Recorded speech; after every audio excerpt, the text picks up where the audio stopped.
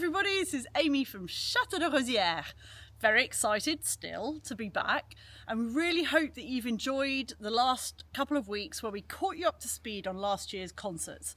I say enjoyed, it was a pretty emotional experience for us all, wasn't it?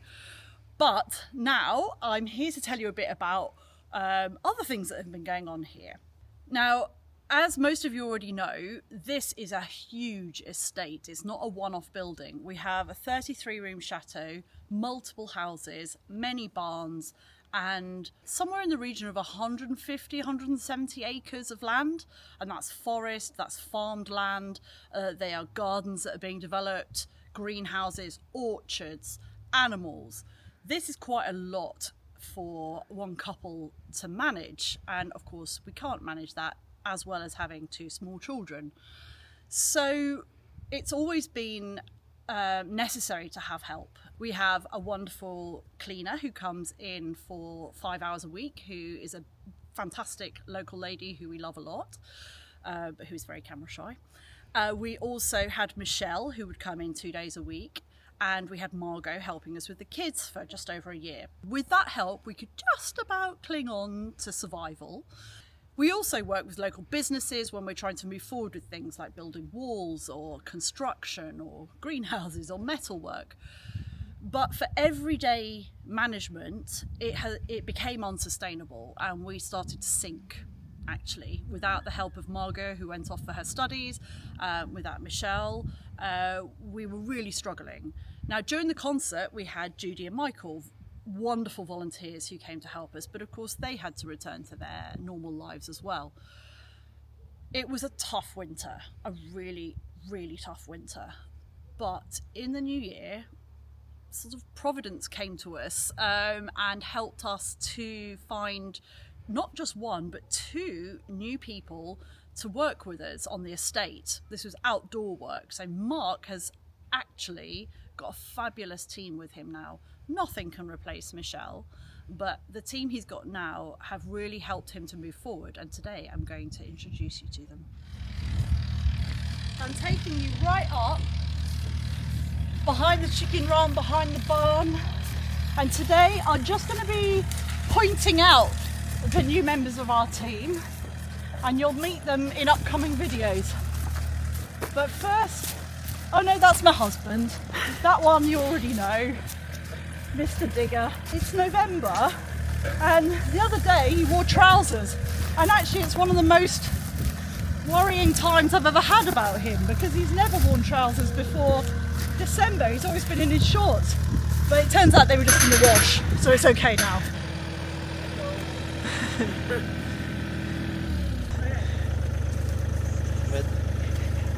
Over his shoulder is Yvon, new member of our team.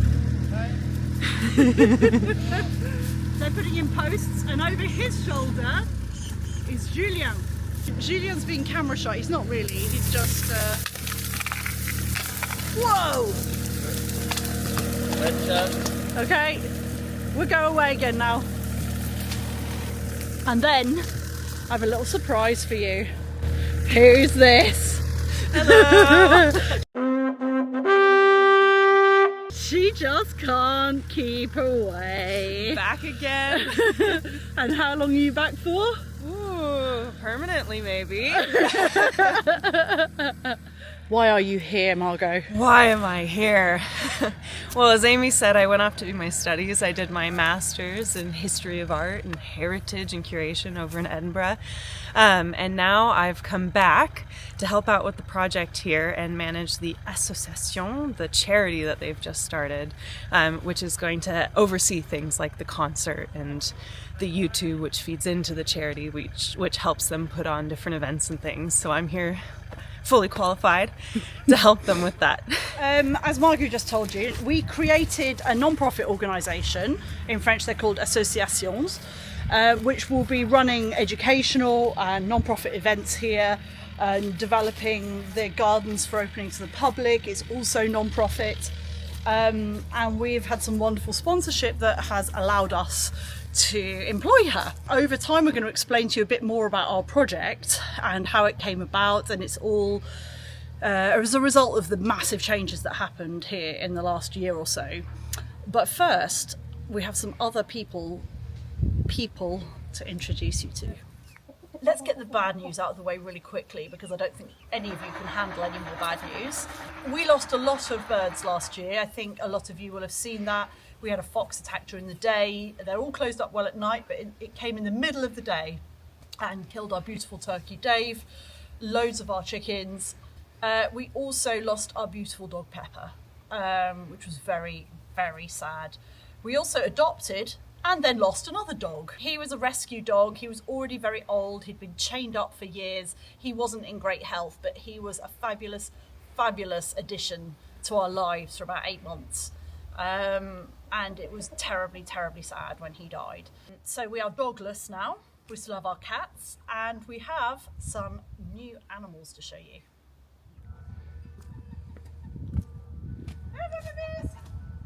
Come on.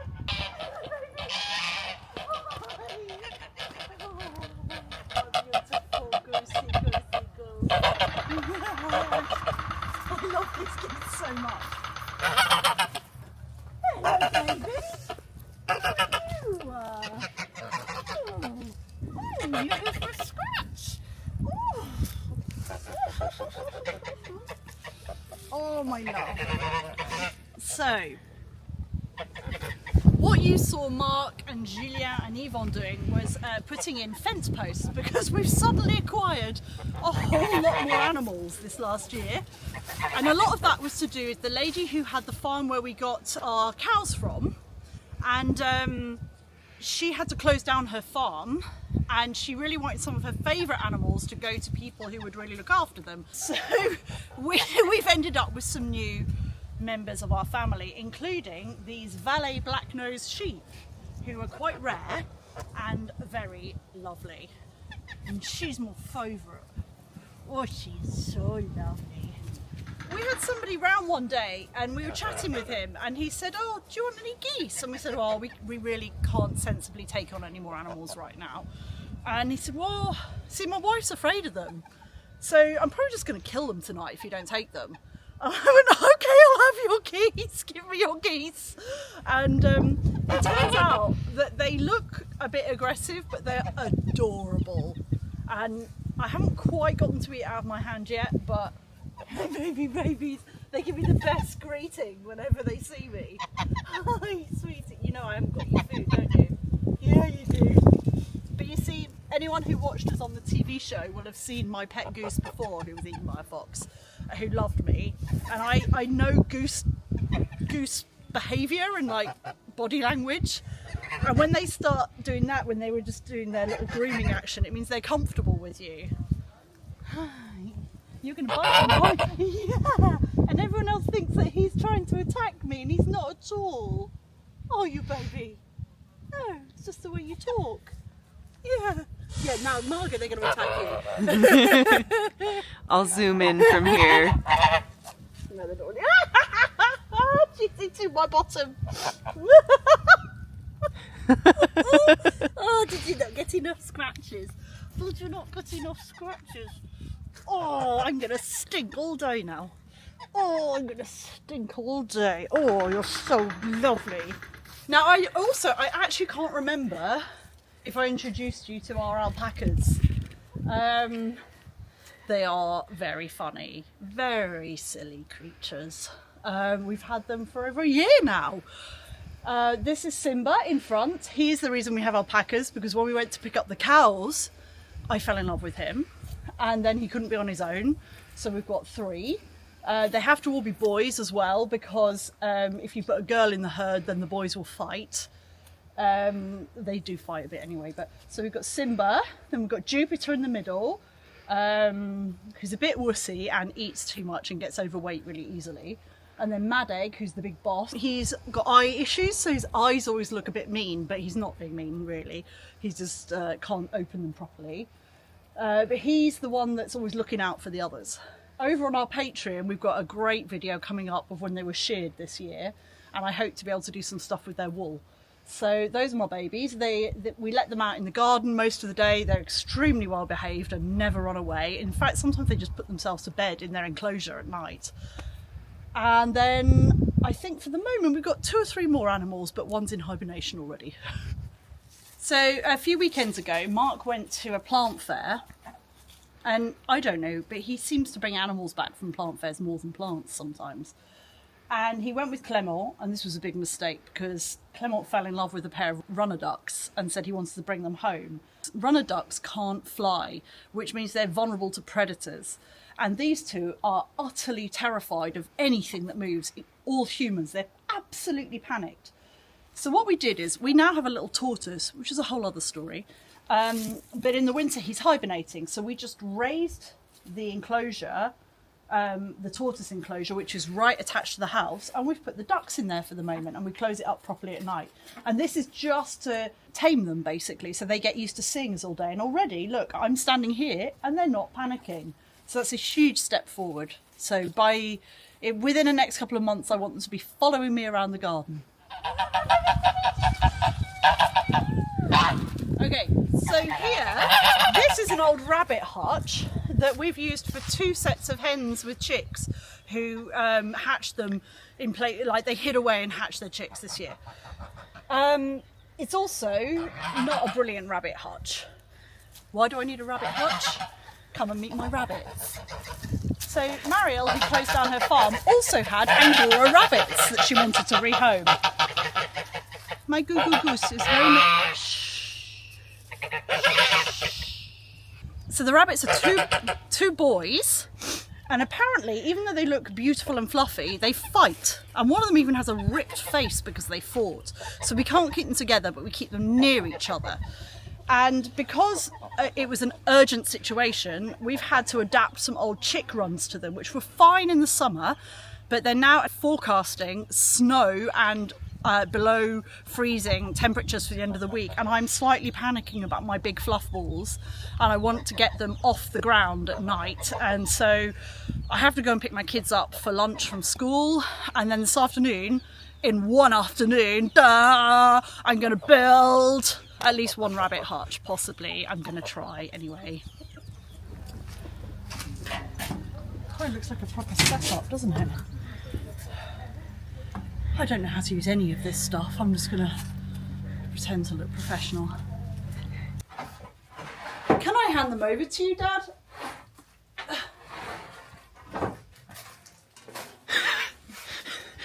I, Dad? There's no one. It's a ghost. Here. Oh, I can't even grab.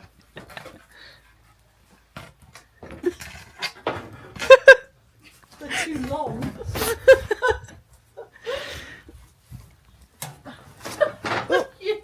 I'm going to need 2 of them for the whole thing. The problem is this is exposing the fact that I haven't got precise measurements yet in my plan.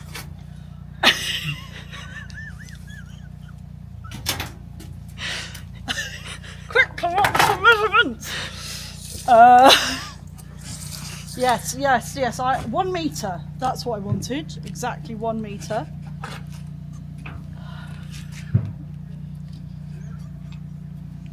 Silent movie. Thank you very much.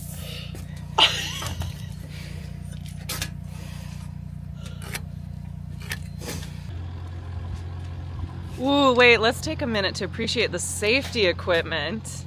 Are you? Eyes and ears. Brits. No, you stand. Safely away as well.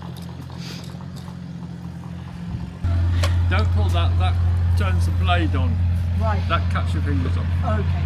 So all you do is you need to release it and take the blade up to it Okay. to see if it's the right place. Okay. So release it with your thumb. Ah, okay. Gotcha. And so remember that you're going to go the left-hand side of the line. Right. Okay. Tighten this up now because that's exactly where it wants to be. When you're pretty well there, pull that trigger. Remember, that's the one that cuts your fingers off. Okay, got it. Don't put fingers near it. And never show Clement. No. Especially if it's this.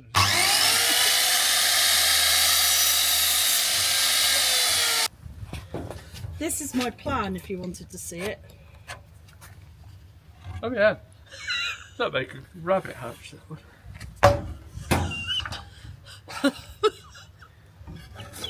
Beautiful. As far as I got. Remember, my fingers are near. Do you like when you're, what is it when you're in the theatre? You have to go clear. I've never been in theatre. The operating theater? Yeah. Not the not the theater. My mother wouldn't let me go on the stage.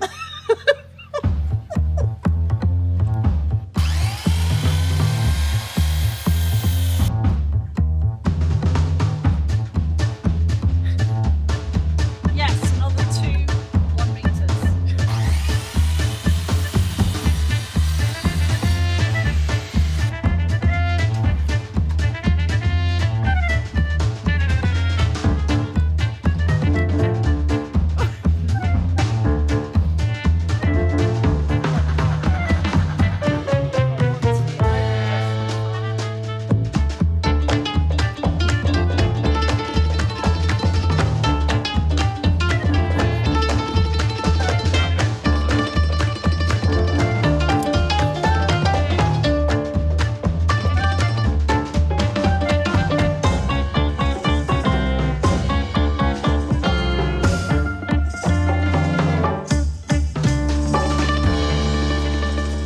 So I've cut all my pieces for the frame.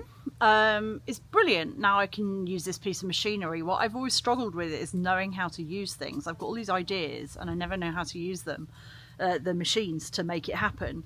But my dad is brilliant at explaining stuff, really, like, clearly, carefully, how to do it safely. Here's everything you need, and that's exactly the same personality as mine. Whereas Marc will just sort of open the door to a chaotic workshop and say, help yourself. And I don't really know how to start. So I've made my frame, and now I need to put it together. And Marc gave me a little thing for measuring how to put dowels in to hold them together, so you don't need lots of big screws and ugly joints. And I'm going to see how I get on with that. I had significantly underestimated how cold it was today, and I'm losing my fingers. The heaviest bit of this is going to be the lid, the movable lid. So I want to make sure that the top part of the frame is resting there rather than trying to attach it here. Otherwise, more weight goes into this little joint here.